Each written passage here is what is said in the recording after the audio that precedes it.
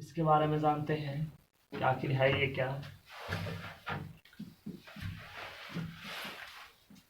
Ribosome. तो इसमें बता ये रहा है कि ये जो कण होते हैं राइबोसोम जो होते हैं ये कण है। राइबोसोम जैसे क्या है, कण है। और इसे जैसे हम लोग केवल किसके द्वारा देख सकते हैं, तो इलेक्ट्रॉन सूक्ष्मदर्शी के द्वारा ही देख सकते हैं। सूक्ष्मदर्शी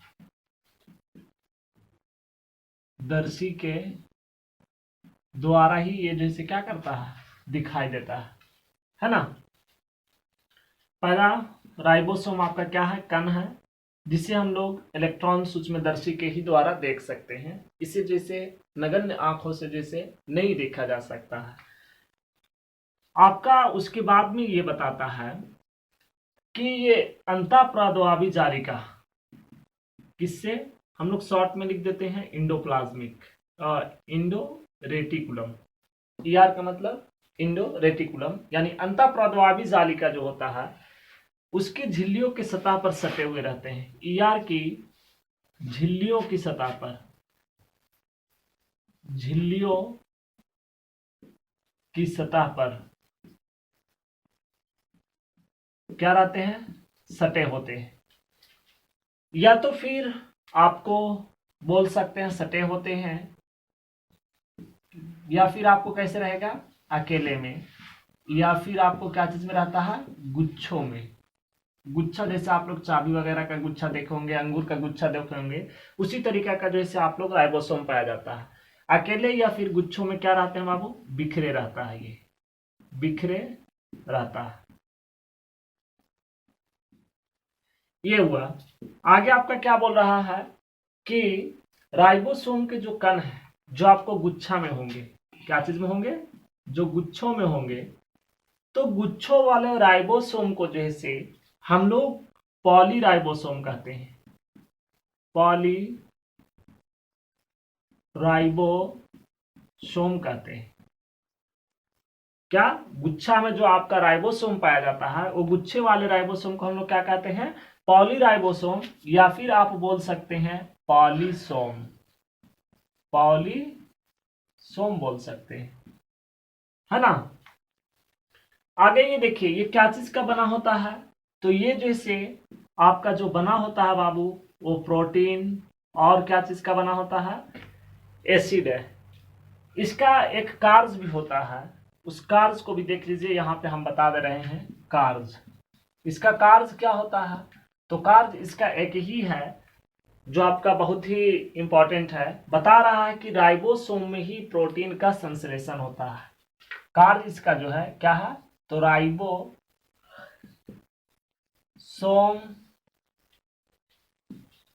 में ही प्रोटीन का क्या होता है, संश्लेषण होता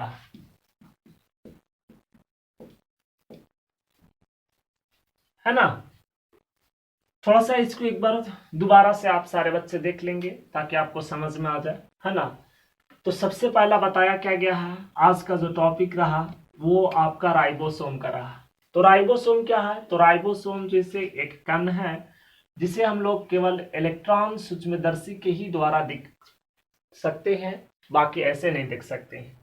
दूसरा बताया कि ये जो होता है अंतःप्रद्वावी जालिका, इसको बोल सकते हैं इंटोप्लाज्मिक रेडिकुलम के जो है झिल्लियों में जो है से बाबू सतह पर जैसे क्या रहते हैं, सटे होते हैं। या फिर कैसे रह सकते हैं, तो या फिर जैसे आपको अकेले में, या फिर कैसे पाए जाते हैं, गुच्छों में बिखरे हुए रहते हैं। तो वैसे राइबोसोम जो गुच्छों में पाए जाते हैं उसे हम लोग पॉलीराइबोसोम या फिर पॉलीसोम भी कहते हैं। ये जो बना होता है वो बाबू क्या चीज का बना होता है, तो ये जो बना होता है प्रोटीन और आरएनए का बना होता है ना। तो आरएनए का बना होता है, तो आरएनए है क्या, तो आरएनए एक प्रकार का न्यूक्लिक, क्या है, न्यूक्लिक, यहाँ पे ना है ये, तो न्यूक्लिक एसिड है ये। इसका कार्य क्या है? तो राइबोसोम में ही जैसे प्रोटीन का क्या होता है? संश्लेषण होता है। आगे आइए, ग्लाजी उपकरण या फिर आप बोल सकते हैं ग्लाजी काय। अभी हम लोग इसके बारे में जानेंगे। तो बताया यह जा रहा है, देखिएगा ध्यान से। सर्वप्रथम जैसे ग्लाजी काय को जैसे कैमिलो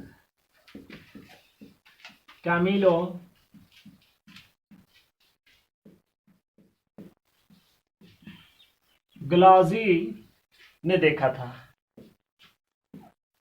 कब देखा?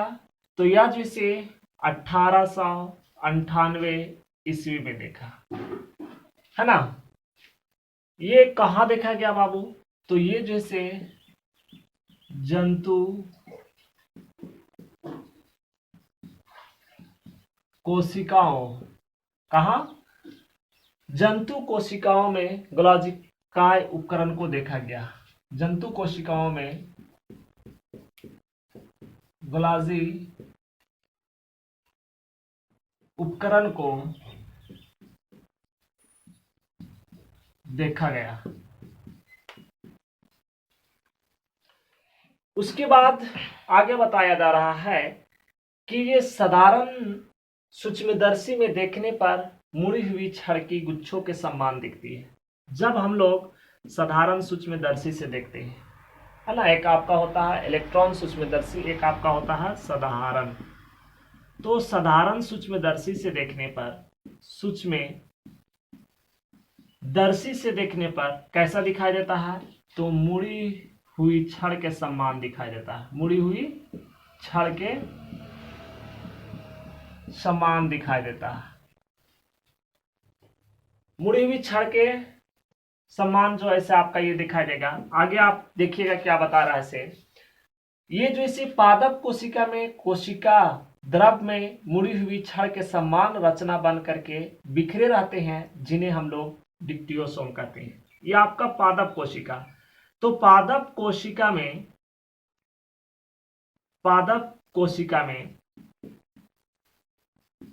में अगर आपका मुड़ा हुआ छड़ की जैसा दिखाई दे रहा है, तो पादप कोशिका में अगर मुड़ा हुआ छड़ की समान आपका रचना से बिखरा हुआ फैला हुआ है, तो फैला हुआ चीज को जैसे बाबू हम लोग क्या कहते हैं? डिक्टियोसोम कहते हैं। क्या कहेंगे? डिक्टियोसोम।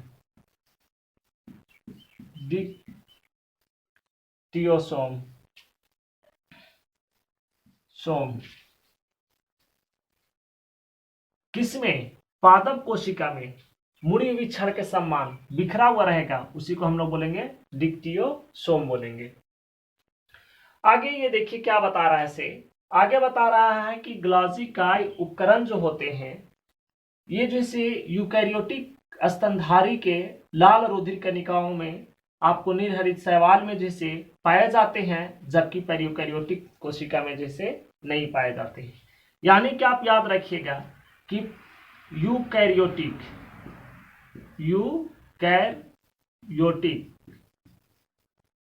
तो यूकैरियोटिक में जैसे आपका ग्लाजी काय पाया जाएगा, है ना,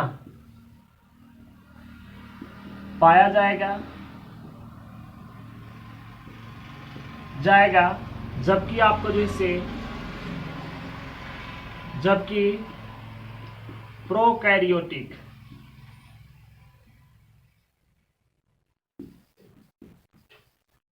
प्रोकैरियोटिक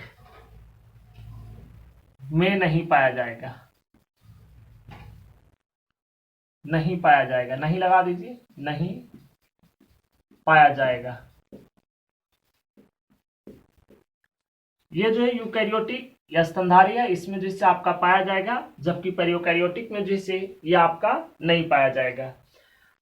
आगे ये बता क्या रहा है वो यहाँ पे देख लेंगे थोड़ा सा कि क्या आगे बता रहा है से। बता ये रहा है कि ग्लाजी काय की झिल्लियों को संपर्क आपको जैसे अंतःप्रद्वावी जालिका के सतह से होती है। जो आपका ग्लॉजी काय होता है, तो ग्लॉजी काय जो है से आपका संपर्क जो बनाता है, वो संपर्क आपको किससे बनावेगा, तो अंतःप्रद्वावी जालिका से, यानी कि आप बोल सकते हैं ER, endoplasmic reticulum. Endoplasmic reticulum यानी अंतःप्रद्वावी जालिका। तो ग्लॉजी काय का जो है संपर्क किससे रहता है, तो इन अंतःप्रद्वावी जालिका से होता है।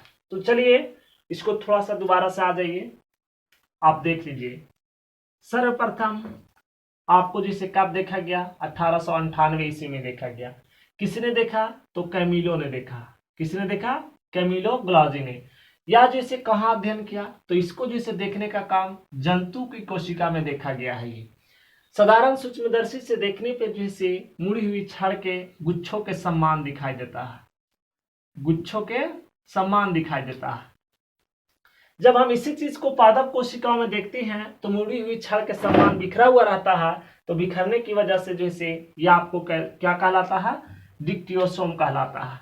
या जैसे यूकैरियोटिक कोशिका में पाया जाएगा, जबकि पैरियोकैरियोटिक में जैसे आपका नहीं पाया जाता है। इसका संपर्क जो होता है वो अंतःप्रद्वावी जालिका से होता है।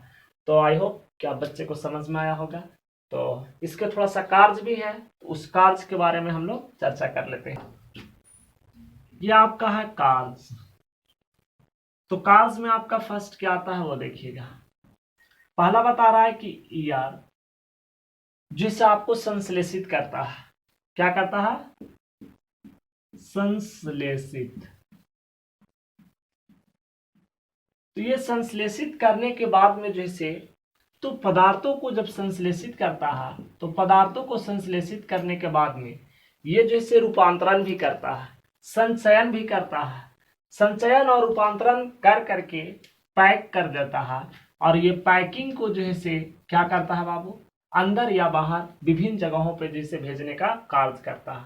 वो कौन करता है, ग्लॉजी काय उपकरण करता है। कार्य पहला क्या बताया, पहले समझिएगा अच्छी तरीके से। कार्य में ये पहला बताया कि इंडोप्लाज्मिक रेटिकुलम जो है के द्वारा जैसे पदार्थों को संश्लेषित करता है। संश्लेषित करने के बाद में इसे जैसे क्या क्या करता है वो देखिएगा। इसे जैसे पहले संचय करता है, संचय, रूपांतरण, क्या करता है, रूपांतरण। उसके बाद में जो है से रूपांतरण, लास्ट आपका करता है पैक। क्या करेगा, पैक। जब पैक हो गया तो इसका काम होता है कि अंदर और बाहर सभी जगह पे क्या करना होता है, भेजना। अंदर या बाहर भेजता है, फिर भेजता है। ठीक है ना। पहले फिर से देख लेंगे कि अंतःप्रद्वावी जालिका जैसे संश्लेषित पदार्थ को जैसे संचय करता है। संचय करने के बाद में वो पैकिंग होता है। पैकिंग के बाद में अंदर या बाहर भेजते रहता है विभिन्न क्षेत्र में। दूसरा देखिए क्या बताता है इसे। दूसरा आपका बता रहा है कि कोशिका का मुख श्रवण है।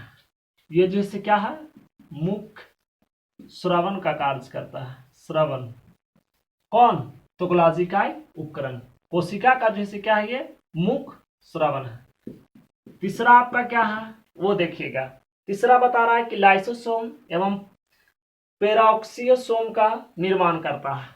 ये ग्लॉजी काय जैसे आपका लाइसोसोम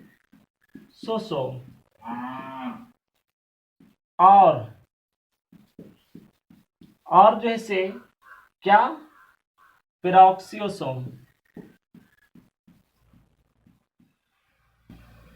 पेरोक्सियोसोम, ये दोनों का जैसे क्या करता है, निर्माण करता है। निर्माण का मतलब बनाता है, निर्माण करता है। आगे आप लिख लीजिए। चौथा क्या बता रहा है वो देखिएगा। बता रहा है कि पादप कोशिका विभाजन के समय जैसे कोशिका प्लेट का निर्माण करता है। कौन सा, पादप कोशिका जैसे विभाजन होता है पादप कोशिका को, तो पादप कोशिका विभाजन के समय जैसे, विभाजन के समय ये जैसे कोशिका प्लेट का निर्माण करता है। कोशिका प्लेट का क्या करता है, निर्माण करता है, निर्माण करता है। कार्य को दोबारा से समझा रहे हैं, आप थोड़ा सा केयर कीजिएगा। पहला जैसे ईआर संश्लेषित पदार्थों को जैसे संचय करता है, रूपांतरण करता है, पैक करता है। जब आपको जरूरत होता है अंदर भेजने का तो अंदर भेजता है, बाहर भेजने का तो बाहर भेजता है। दूसरा, कोशिकाओं का जैसे मुख्य स्रावन है ये। तीसरा बता रहा है कि लाइसोसोम और पेरिऑक्सीसोम ये दोनों का जैसे निर्माण करता है। कौन करता है? तो गोल्गी का उपकरण करता है। आगे बता रहा है चौथा में कि पादप कोशिका जब विभाजन होता है, बढ़ता है, तो यह प्लेट का भी निर्माण करने का काम करता है, कोशिका प्लेट निर्माण करने का कार्य करता है। तो मैं उम्मीद करता हूं कि आप बच्चे को जैसे यहाँ तक समझ में आया है। फिर आप लोग को मिलते हैं नेक्स्ट वीडियो में।